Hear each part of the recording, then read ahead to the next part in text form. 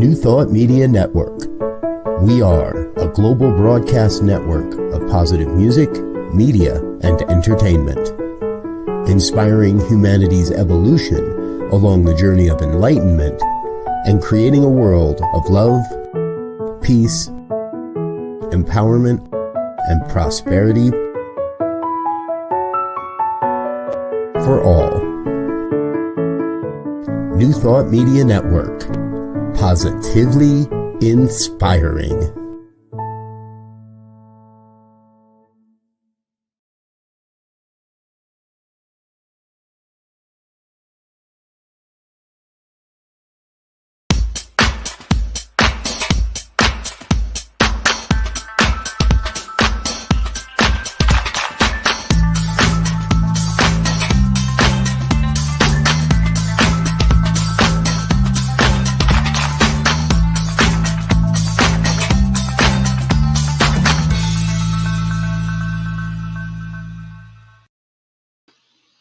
Why, hello. Yes, it's me, Bonnie Gonzalez, your doula for grief. And I am just so honored to be here with you again today. If this is your first time joining us, just welcome. Make yourself at home. And if you're returning, I'm truly honored to have you back. Today, we are just going to have a little bit of fun. And I'll tell you a little bit about that later.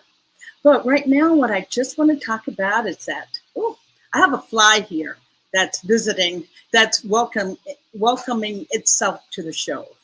So I am a grief coach. I'm a registered nurse. I'm a religious science practitioner and a licensed soul collage facilitator, and also just a human being here on the planet, enjoying this thing called life with you. And I just want to assure you that you've come to the right place today to start your journey with befriending grief. And know by starting your own personal journey to befriending grief, you're also becoming a guide, a way shower for others to start their own personal journey with befriending grief. And this is how we heal. One by one, healing together. You know, we are social creatures. And Bell Hooks puts it so beautifully. She says we cannot heal in isolation. So therefore, we need each other. We need each other to hear our stories, to validate our grief. You know, grief needs to be heard. Grief needs to be validated. And grief needs to be understood. And when I say understood, I want you to understand that so many times people hear the word grief, and the first thing that comes to mind is death. And that is a truth. That's the most important loss in our lives is death. But grief is caused by loss. And we suffer a myriad of losses throughout our lives, and every day sometimes. We have a loss of relationship, a loss of hopes and dreams, the loss of a job, a home, a way of a lifestyle. People having mutilative surgeries, a loss of body image. Aging itself is a loss. Childbirth, giving birth to children, losing that part of your identity with freedom and those things. So loss is what we experience, and grief is what we feel. And there are so many emotions involved in grief. The ones that come to mind the most rapidly or readily is anger, sadness, tearfulness, even numbness, confusion, are all parts of grief, are all emotions that we could experience with grief. And my mission is just to continue to move the needle on bringing grief out of the shadows and into our daily lives and into our conversations. Because grief has a truly magical power. The magic of grief is that grief is exactly what heals us. So when we try to avoid grief and grieving, we are avoiding the very medicine that can bring about the cure that we're seeking.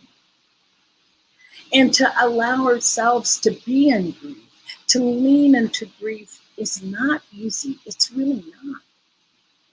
It is difficult. But if we do this together, if we do it with honoring each other, and also knowing that each one of us grieves differently, even the same situations. And we'll talk about that a little bit more with our guests. I don't want to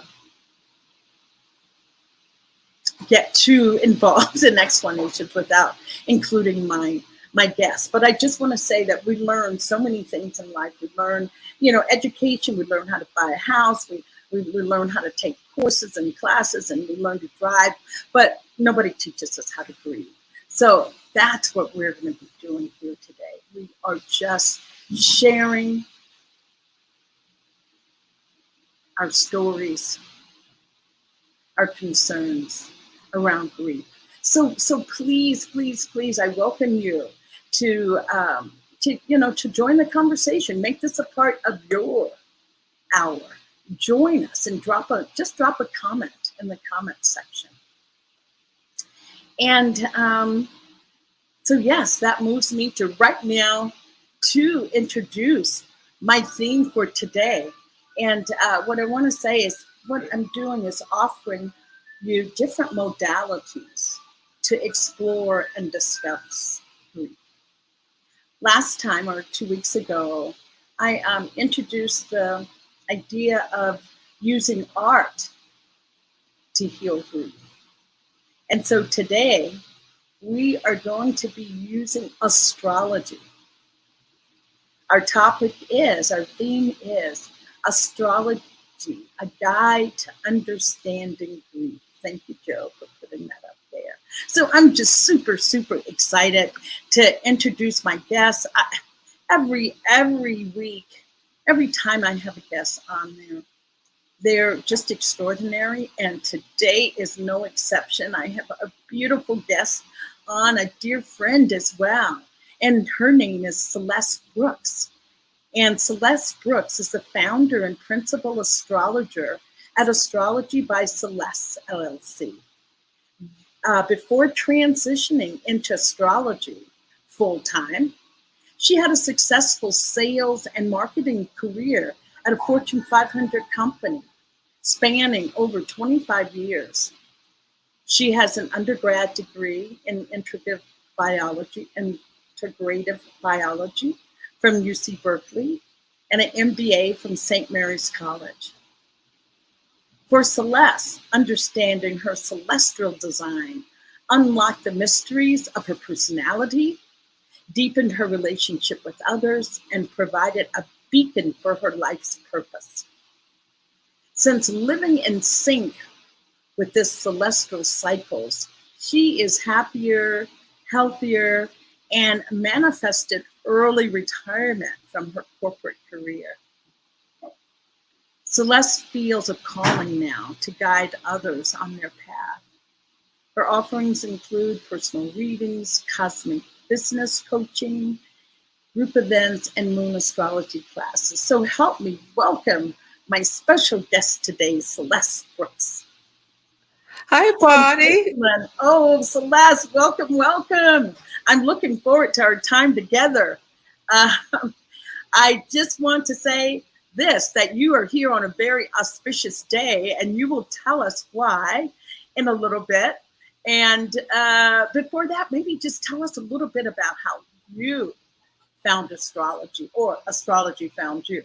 Yes, thank you for the beautiful introduction, Bonnie. Yes, astrology found me. It felt like a whim, but when I understood my natal chart, it was the timing. It was divine timing, right on time. I love to go to this spa called Rancho La Puerta in Tecate, Mexico. I go for like a week every year or two. And one of the times I was there was an astrologer there who they always have people teaching classes around different topics. And it was a class around creativity. And it turned out the teacher was an astrologer. Leslie McGuirk is her name. And she invited me for a different year to a course in astrology because I really tapped into her teachings, and it made a lot of sense, and it helped me understand things about my divorce. In fact, understanding the astrology of the planet Mercury, how we think and communicate. Yes. So I went and learned about it, and it changed my whole life, and it just unlocked so many things. And I came to understand as time went by that this was my calling. It was my path to help share this knowledge with others. Yeah. And I'm a Taurus sun. So like what I share needs to be practical and based in some grounding. And I'm an Aries moon. So I really like to inspire people to imagine bigger things that are possible for them when they are willing to take the risk to, work towards the dream. And I'm a Cancer rising. That gives me, it's a very warm, compassionate space I like to hold for people. Yes. Going through this life journey. Yeah, that warm, nurturing space. Celeste and I both share rising signs of Cancer, so I so understand that. And before, Celeste, we move into tying in astrology with grief, I did mention that today is a very auspicious day in astrology. Could you speak to that, please? Yeah, so today is August 8th, and it's called the Lion's Gate.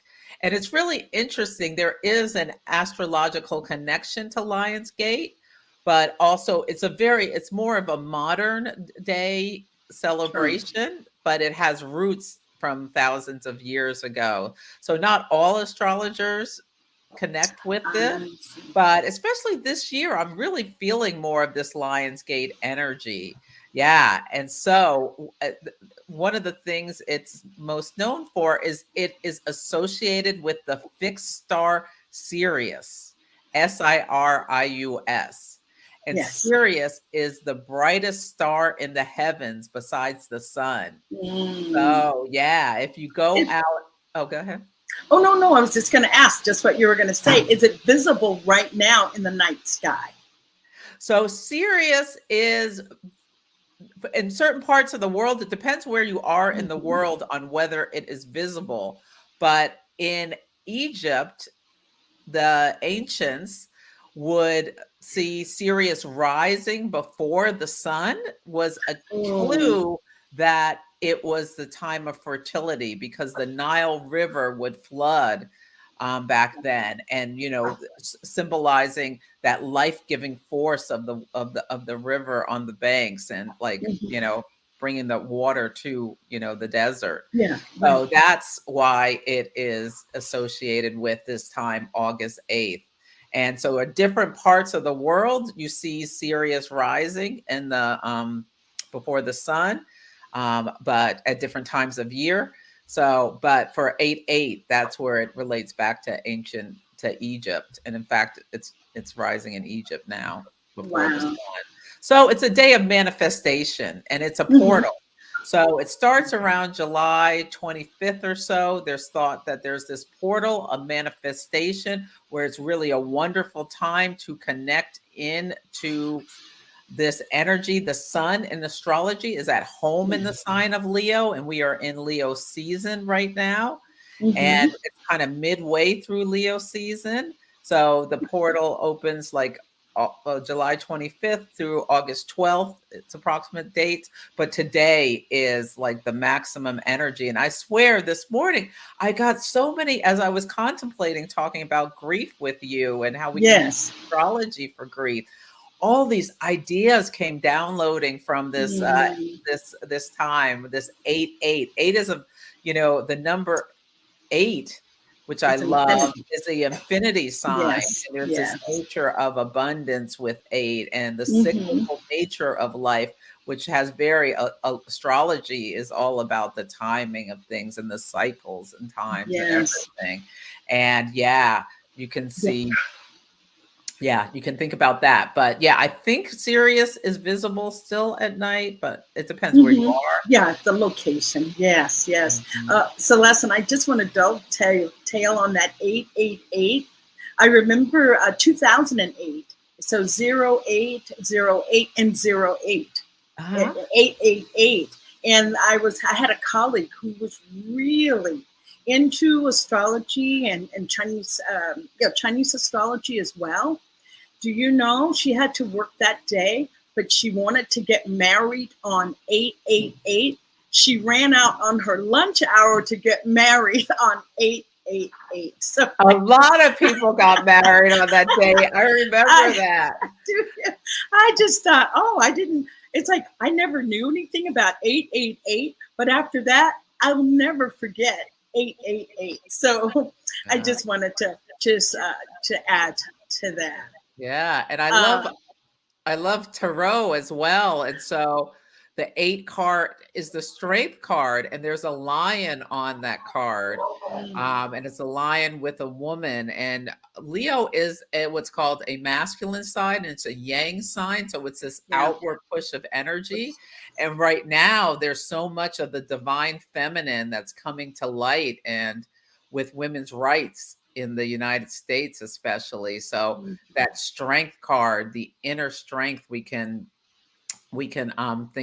think about that as well as we move through this time. And with grief, the star card is the number 17 and is also an 8.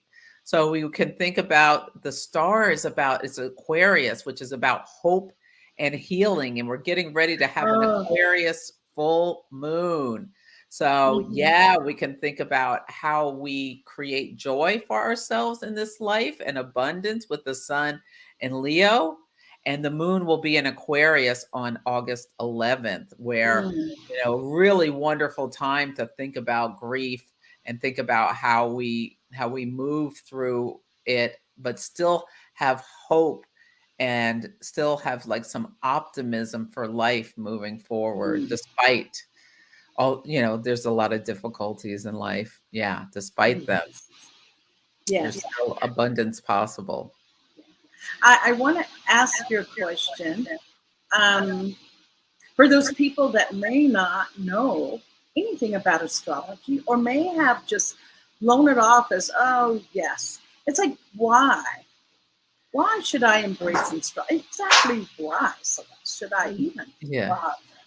Yes. So the basics of what astrology is that the as above, so below. So what's in the heavens and it impacts life on earth. And I really see it as it's a reflection of what's happening on earth. And so astrology is based on where each of the planets are at any given time. And the ancients have used astrology in order for navigation. Think about how people used the stars before and the planets before we had electricity to know, or maps or any of those kind of things to know where they were going. Think about how the moon, the full moon, can really show people, can illuminate things so people could see at night. It's very illuminating, and it's a reflection on the outer and the inner world. So anyway, if you look at, we all have a natal chart, which is a snapshot of where all the planets were at the moment of our birth. And there are 4 components to our natal chart. Number 1 is each of the planets. So most people know where their sun sign was. Yes. Their sun sign is. Number 2 is like the constellation. So your each of your planets was visible in front of was going through one of the constellations at the moment of your birth. So Yes. your sun is in a certain sign. So you're like in Aries season, when the sun was in Aries, was when you were born. In Yes. Taurus season, when the sun was in Taurus, was I was born. But it's not just the sun, there's 10 planets and they each have a different function.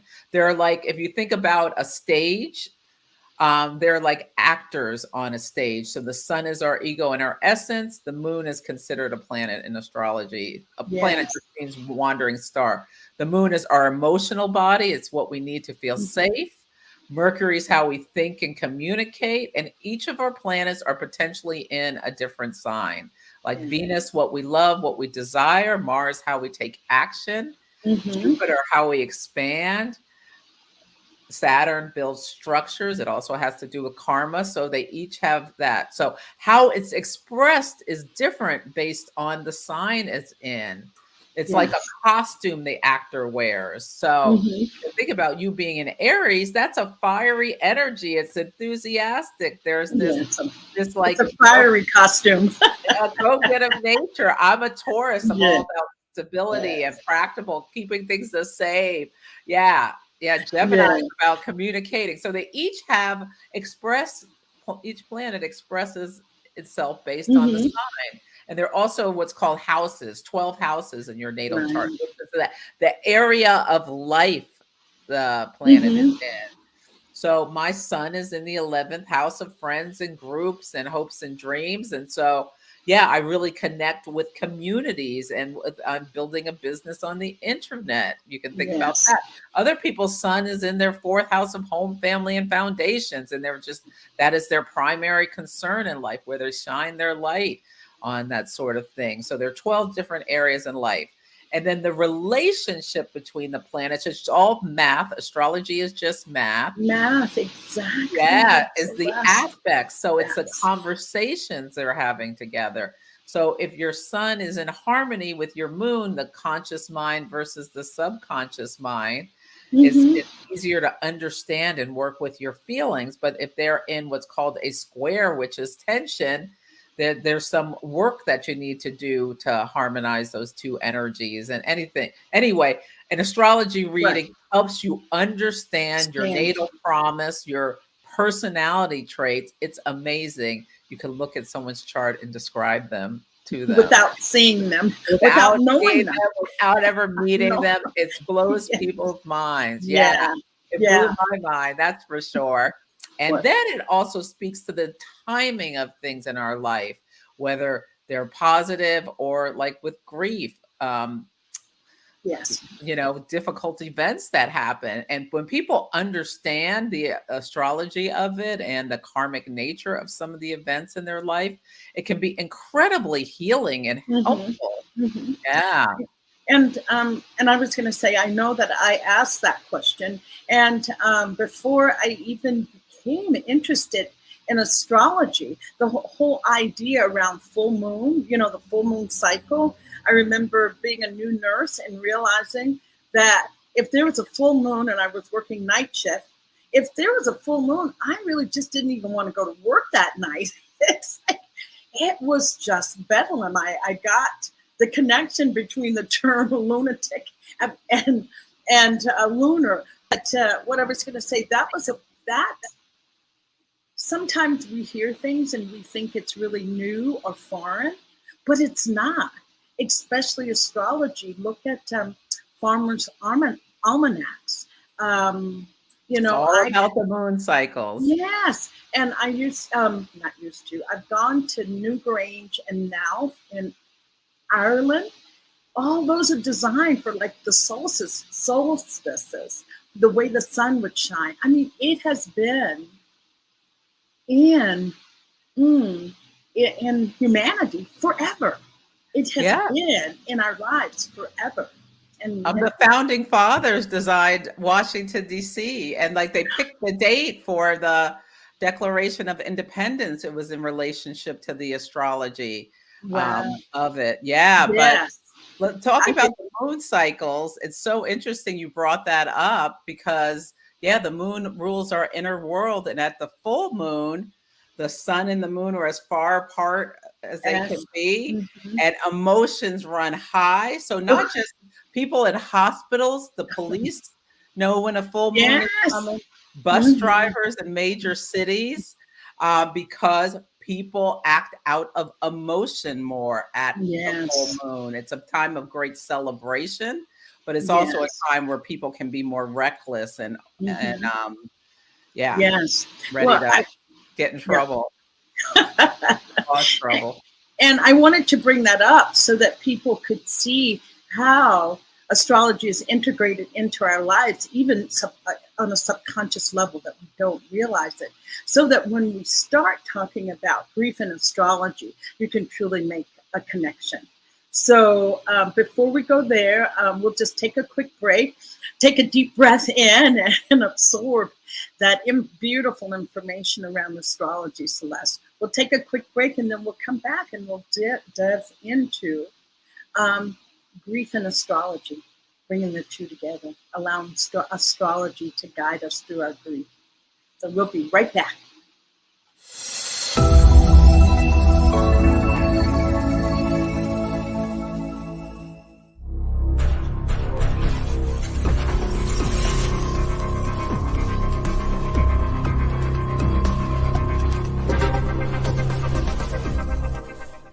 New Thought Media Network.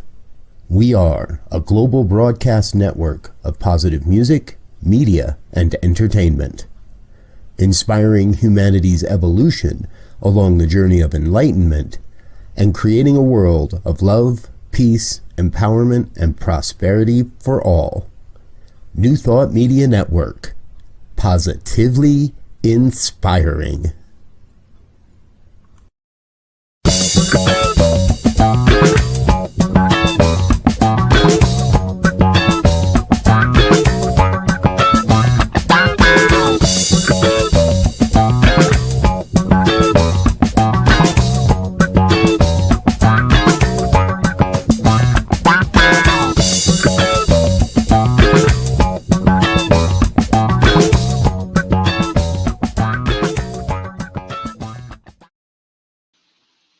Thank you. Welcome back. Welcome back. And I have my beautiful guest, Celeste Brooks, who is the founder and principal astrologer at Astrology by Celeste. And I just want to thank Celeste for helping lay that groundwork around astrology to show how really, truly astrology is integrated into our culture, into our daily lives. Astrology has always been here on this planet with humankind and life. So, Celeste, with that said, we were talking about using astrology to help us understand and guide us through loss. And I was just going to ask you to share a little bit about your own personal experience with using astrology for loss in your own life. Yeah. Through grief, yes. Well, it was so, like, with astrology, you can go back and look at events and see the karmic signature of them. And so I am divorced. And when I went back and looked at when my ex-husband and I split, the planet Jupiter, which sets you on a journey, and it's considered a benefic, so a positive planet, was on my Venus, my natal Venus, and Venus rules relationships. It rules value. It rules things like art, beauty, all those things, but it rules relationships, how we, especially those one-on-one relationships. So it was in a difficult time in my life, but it really provided freedom for the higher good. So seeing that really helped me get over some of the guilt around having a failed marriage. Seeing how it set myself off on a journey, understanding the karmic relationship between me and my ex-husband. It was something about my own growth, but Mm-hmm. there was some difficult learnings through the experience. So that really helped me manage some of the grief from the experience by understanding that, yeah, it I'm was for my highest good for it to have ended. And when I think about when my little dog died, Oh, that was that happened recent. last year. Sorry. So sorry Yeah, for your loss. yeah. And It what's your doggy's name? It What was was little her name? Sweet Pea Sweet the Pea. pug. Yeah. Yeah, the Her Sweet Sweet Pea. Pea the pug, yes. Yeah. And when he died, it was very Neptunian. So there was a moon activation that happened right before he died, which squared my Neptune in my fifth house of children. He was like my child. Yes, he Yes, he was. was. He was. Yeah. Yeah. And Neptune is like this sense of loss and disillusionment. And even though, I knew it was his time to go. He was sick, he was older, and he had a beautiful, passage. It really did rock my world in a lot of ways. I Mm-hmm. mean, we were Mm-hmm. in this COVID situation Ugh. and, experiencing this loss. It was it took a while for me to Mm-hmm. get over it because it's really hard to articulate sometimes Neptunian things, but you Gotcha. feel kind of adrift in some ways. And yeah, this Mm-hmm. loss and just understanding that was the experience because I could see the signature in the chart was very helpful. This meditation on death and what it means and like trying to just remember the positives without feeling but like accepting the emotions that come up, that even if they don't seem like they should be, like, okay, he was 13 years old, he was the dog, Mm-hmm. time to go, but just accepting that experience and walking through it. And I was going to say, correct me if I'm incorrect, but what I'm hearing is that when our little Sweet Pea made his transition, it was during that time of Neptune, that with Neptune causing those deep emotions. If I'm hearing you correctly, because I always say grief needs to be validated. So using that Neptune as an example, that was your validation, validating this grief, this heaviness that I'm feeling, and I can't get over it. So using the alignment of the planet to help validate the grief. Yeah, my natal Neptune. So there was a full moon. It was like a year ago. So the full moon in Aquarius, which is coming up, uh, this week, was in Yes. what's called a square to my natal Neptune in my Mm-hmm. fifth house of children, and joy and things like that. So yes, Mm-hmm. understanding that helped me understand the experience The of depth. it. Yeah, Mm-hmm. The depth of your grief the depth and of the it. Yeah. intensity of it all. Mhm. And we talked just a little bit before the show. We were talking about our all being in this, all of us in this collective grief um, situation. And I not only say collective, but cumulative. We've had Yes. so many losses on, our personal levels, level of, state and government, Roe versus Wade, losing that. I mean, that's another Yeah. punch to the gut. So how do you hold that with astrology? Can you share some light on this cumulative and collective grief pattern that we're going through right now? Yes. So the planet of Saturn rules grief. Saturn is the Saturn. farthest planet we can see with the visible eye. The ancient astrologers, that was what they used. They just used the seven visible Mm-hmm. planets. And it is about limitations, boundaries, structures. And yeah, it's traveling right now for Western astrologers, which is based on timing, not exactly the constellations, in the sign of Aquarius. Mm-hmm. Aquarius is the sign of the is a sign of the collective. It's the sign of groups. It's the sign of Mm-hmm. friends. It's the sign of all of us. So Saturn bringing limitations to the collective. And one of those, and the experience, grief is very Saturnian because Saturn also is about the end. And grief is always about something ending. Yes. And leading to this feelings of loss, another word that is very Saturnian. So Saturn went into Aquarius in March of 2020. Right around March. Wow, that was right when things lockdown. Yes. Oh my gosh. Saturn separates. Mm. So we were all separated from each other. Saturn takes 29 years to go around the whole. Don't say we're going to be separated for 29 years. I think people. But if we think about like 29 years before that, when Saturn was last in Aquarius, was when the internet became prominent. And think about how the internet has separated people in a lot of ways. Like people don't even call each other anymore, or the technology is just like texting. Separation. Oh my gosh! Yeah. So that's that. In groups on these, Yes. Technology platform. So Aquarius also rules technology. So it separated us in a different way. Like it gave people anonymity to say mean things to other people and stuff like that. But speaking of now, and then what happened is in 2021, a big part of the story was the Saturn in Aquarius. Saturn also rules structures. 3 times last year, there was a square with Uranus. Uranus is the planet that just like, it's the great awakener that can awaken us to different things.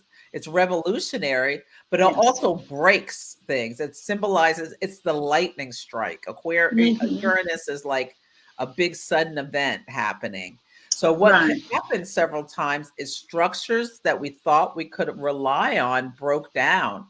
So February 17th was the first time in 2021 where, if you remember, in Texas, the power grid failed and all those people had no power for days in the middle of winter. It was this horrific storm. And I remember hearing about that. I was not living in the US, but that was a structure people thought they could rely on, crumbled, broke on the exact day of the first Saturn-Uranus square. And so that you can think of that symbology and how that had people in grief. People lost their homes, lost their lives, lost all sorts of things. And in last June, a week after the second time Saturn and Uranus squared, remember there was that building in Miami. It was this big collapse around hours. Wow. That's another visual of what we've been going through as a collective with like the supply chain stuff, and all of this has been very structures we thought could rely on crumbling. And you come to find out there were problems with the building. There had been water intrusion and all sorts of things going on. But what we saw was the result of all of that unstable foundation, which a lot of the people who probably lived there didn't even realize how unstable and everything was.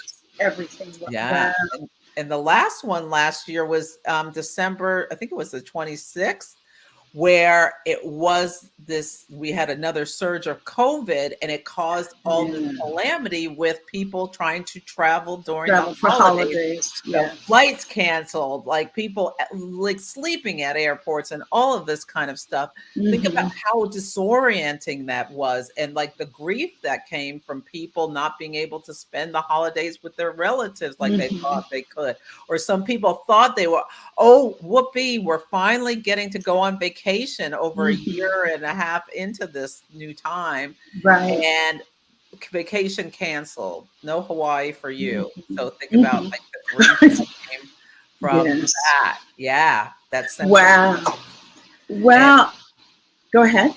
Yeah. And so now they've been separating them, but they're starting to come back together. That's just what I was going to say. An exact square. And like, think about the structures that broke down this year that people thought they could rely on, like baby formula off the shelves. Like, so people, have been like unable to nurture their children who have issues where they couldn't do breast milk or Right. whatever. Yes. And think about that. Think about losing Roe versus Wade. People just thought they could rely on that. Mhm. Thought, not that you ever need it. Like most people never have the need to have any kind of procedure that is an abortion procedure Right. or what have you. But knowing that if you needed to, you could, and then Yeah. finding out now, depending on where you live, you can't. And seeing the stories of this poor woman in Texas who the baby died, and she had a problem with her pregnancy where her water broke at like 12 weeks.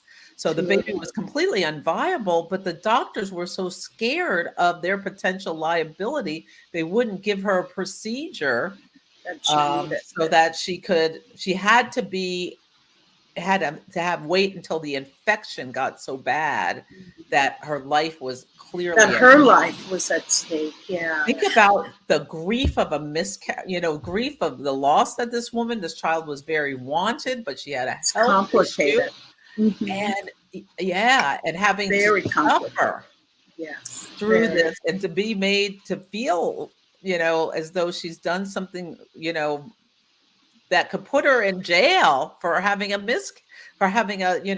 health issue. It's that whole sense of things being out of control. That's a part of it.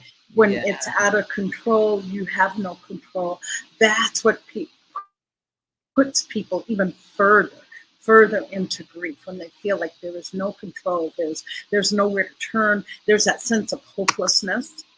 And I think this is, and I don't know what the stars say, but we've had so much cumulative and collective grief that it's forcing us back together, because this is the time to communicate. We have more in common around these issues of loss, more I want to say energy to really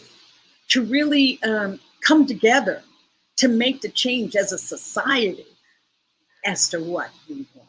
So that is so perfect, Bonnie, because the United States especially, and this is impacting all countries around the world in different ways, but the United States is having what's called a Pluto return, where Pluto in the sky has come back to where it was when the nation was founded. Pluto takes around 248 years. And Pluto is a planet of it's the lord of the underworld. Pluto was the lord of the underworld, and it's a lot about non-negotiable evolution, where it breaks things down to the studs. It's like it's there can be feelings of chaos with Pluto, and for the United States it's for like the death, the clearing things out, so there can be a renaissance and a rebirth of new things. And for the United States, Pluto is in our second house of resources. So we see a lot about the money with runaway inflation. Now interest rates are rising and all sorts of things. So monetary policy and things is a very part of our Pluto story, and values. So people in the United States are really being forced to evaluate things they value. And we're in a New York Times reporter said something about the surveillance economy, which is so Pluto return for the United States in our second house, where the government, Pluto's in the sign of Capricorn, and Capricorn rules governments and authorities and all of this stuff, is like becoming more and more intrusive on our lives, like with the elimination of Roe versus Wade and some other things. And people are really going to have to think about their values. A very small portion of Americans even bother to vote. So hopefully it will stimulate people to realize, and the breaking down of democracy is another story with the Pluto return, with what has gone on over the last couple of years in the United States around, all sorts of stuff. And so I want to ask, with all that you've painted, I'll just be honest, all that gloom and doom, do you feel, or what in the planets right now, what energy offers you hope for us coming together What offers us hope for those that are listening? What offers the hope? Well, these are all cycles. So just okay. acknowledging we're going through these hard cycles, but there's still wonderful things happening. And Leo season, the sun is in Leo right now, is a wonderful time to think about what brings you joy. How can you embrace your inner child? One thing I really feel I'm called to do is talk about how we can manage through the chaos of these events that we are experiencing. Yes. So we are incarnated at this time for a reason. Yes, there's a lot of difficulties, but there's also a lot of joy. I don't know if you noticed, a lot of people with around the eclipse seasons where there's these big lunations, got engaged both this May and last November. So life goes on despite all these things. There's still wonderful things that can be happening. And this is just a transit. Saturn will move out of the sign of Aquarius into the sign of Pisces next year. I think in March. I can't remember the exact date. But we're coming to an end of this cycle where there's other things that are going to be happening. But we will have seen what's broken and needs to be fixed. Now we're dealing with this monkeypox, and we're learning things about our stockpiles of vaccines that were let to go expire and stuff like that. There are all these learnings that we have the choice on who we choose to represent us, and as we manage in our own lives to figure out how we want to move forward. What's of value is the question we should all be thinking about. What's of value? We should always keep hope alive. Hope, without hope, what is there? I mean, But I think it's so beautiful the way you said that all of these calamities, disasters, different things that's going on, it's just cyclical. It's not here to stay. And that's grief too, with all of its emotions that really can be heartbreaking and heart-wrenching. It's not here to stay. It's cyclical. It comes in a cycle. There's another Bonnie who asked about the Sturgeon full moon that's coming up. It's coming up on August 11th. There you go. Where the sun will be at 19 degrees Leo and the moon at 19 degrees Aquarius. So there's an Aquarius full moon. And so I recorded a video about the full moon, and I talked about all the aspects that are happening with this full moon. You can go to astrologybyceleste.com. It's on a link to it on my homepage. And then I did a video for each sign how the astrology of it will impact each sign.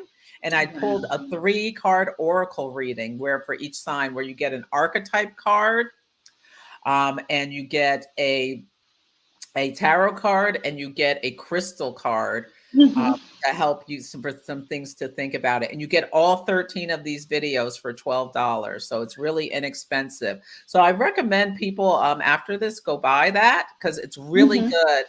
And there's 2 things about this full moon I want to talk about. Number one, it has a sense of Saturnian nature because the moon is very close to Saturn in the sky at the lunation, and lunations are big energy. So there is the potential for people to feel a little separate or lonely or what have you. And it is activating that Saturn Uranus square.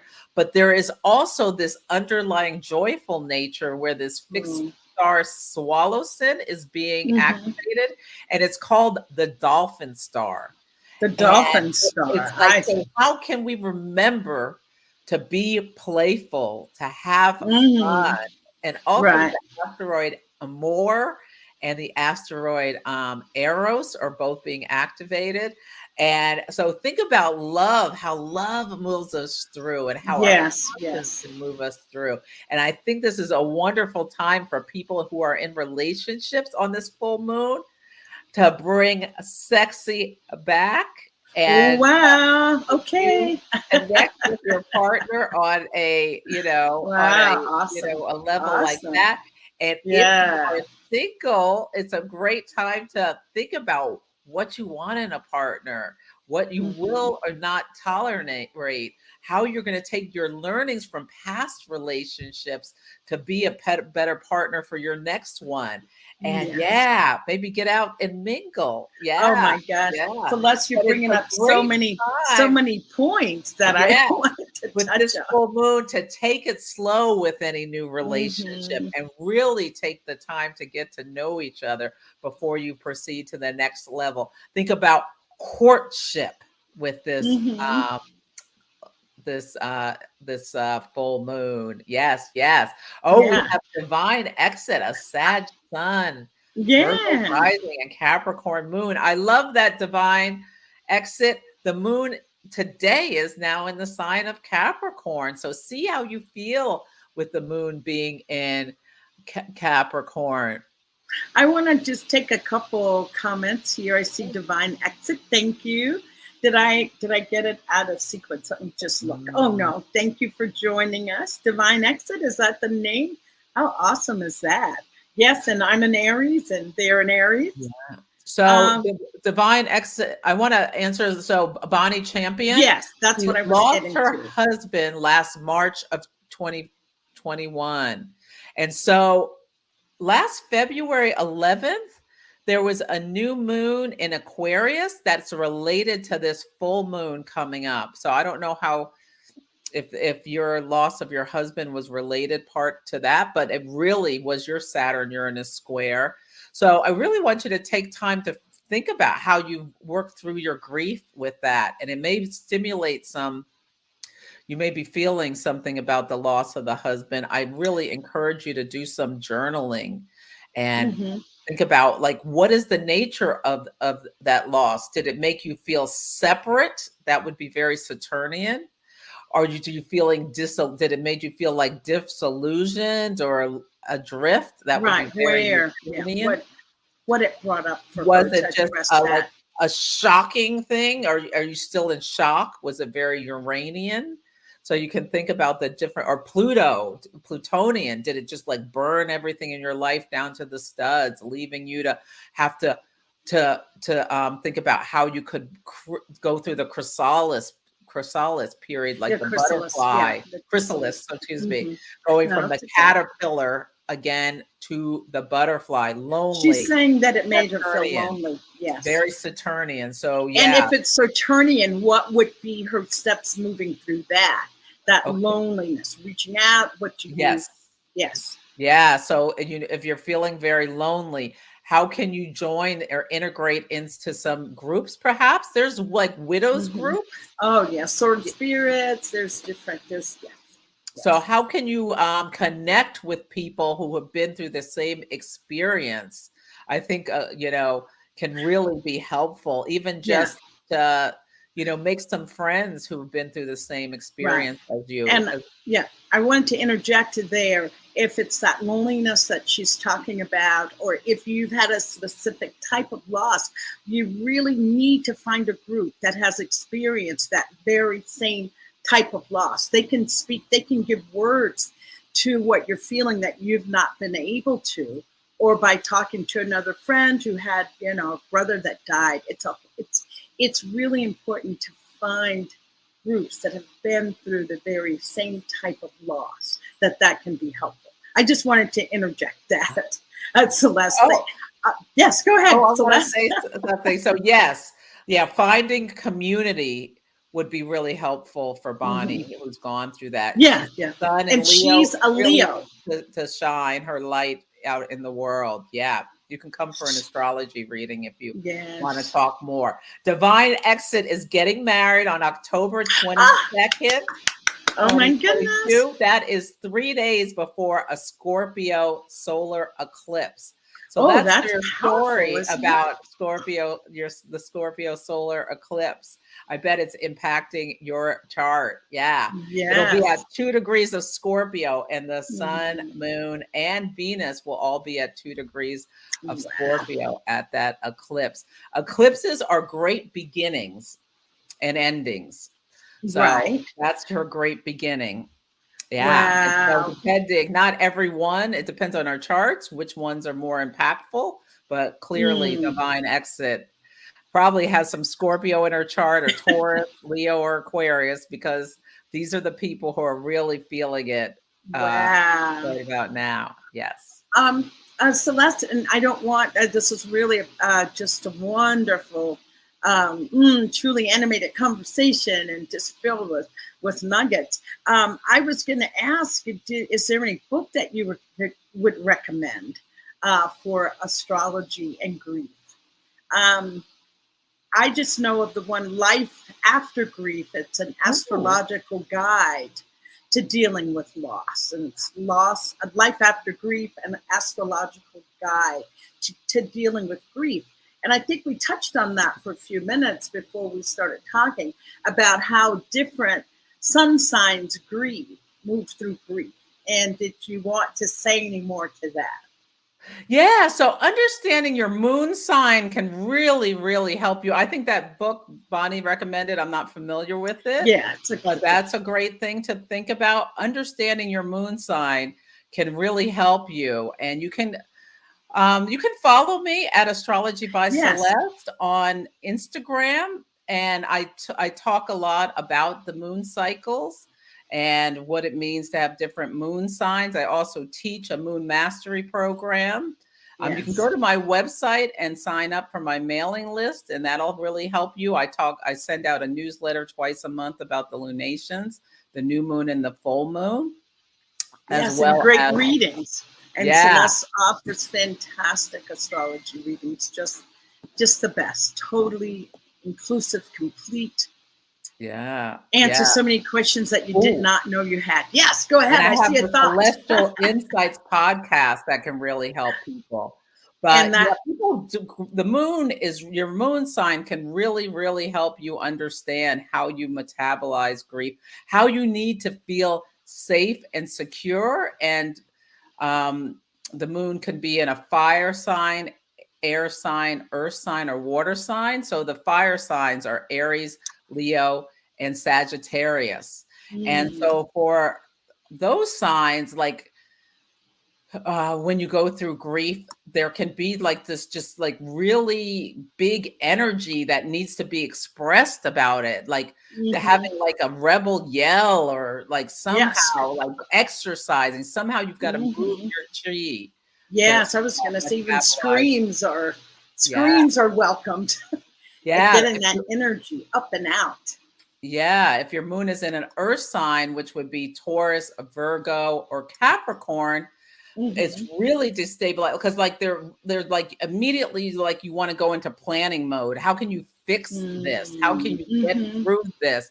And you know, like there may be a real need for someone with the earth moon to keep themselves like grounded and allow Right. the emotions Mhm. to be processed and fight the, and not maybe fight is not the word, but how can you manage the Move desire through it.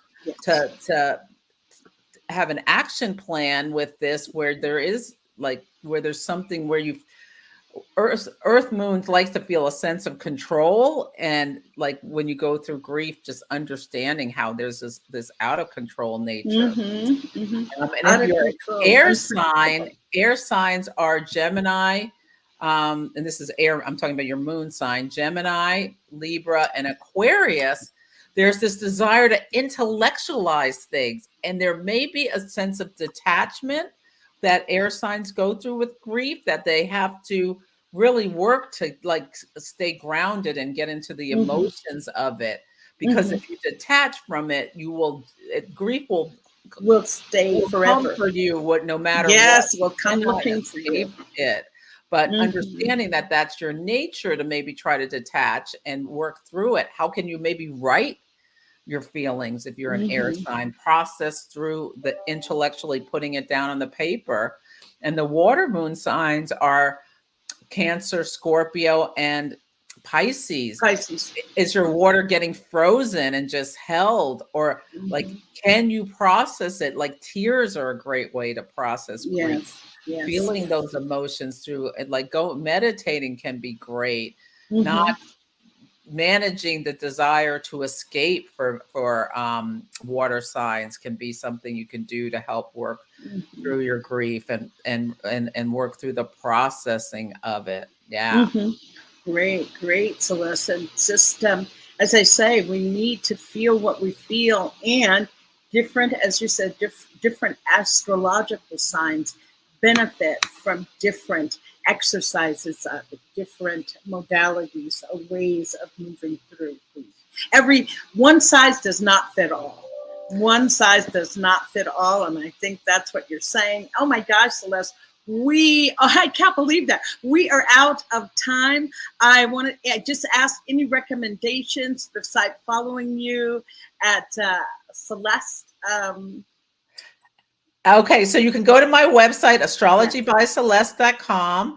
I really recommend, I have a free guide. It's setting intentions with the moon cycle. So if you sign up for my mailing list, you get that free guide that tells you all about working with the moon to build abundance in your life.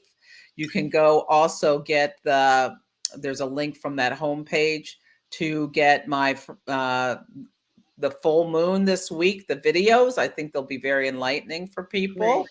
As well as you can listen to the Celestial Insights podcast, available everywhere, whether you're, wherever you get your podcast. Wherever you get your podcast. Oh, thank you, Celeste. Follow me on Instagram, Facebook. You can Facebook. I'm not as active, but I do stuff here, and TikTok and YouTube. Yeah. Okay. Thank you so much. The last 5 minutes flew by. I was keeping track of time and really got involved and pulled into this beautiful, rich conversation. And I know that you can go back and rewatch this and pull out what gems and nuggets speak to you. Just thank you so much. Your doula for grief. I will see you next week. Celeste, thank you. Thank you, Bonnie. Thank you to everyone for it went by too fast. Ciao. On behalf of everyone at New Thought Media Network, thank you for being a member of our virtual family. Your financial contributions help share the New Thought message with people from around the world. Please visit and contribute at www.ntmedia.org/donate. New Thought Media Network, come be you. And please, like, share, and subscribe. Until next time, peace and blessings.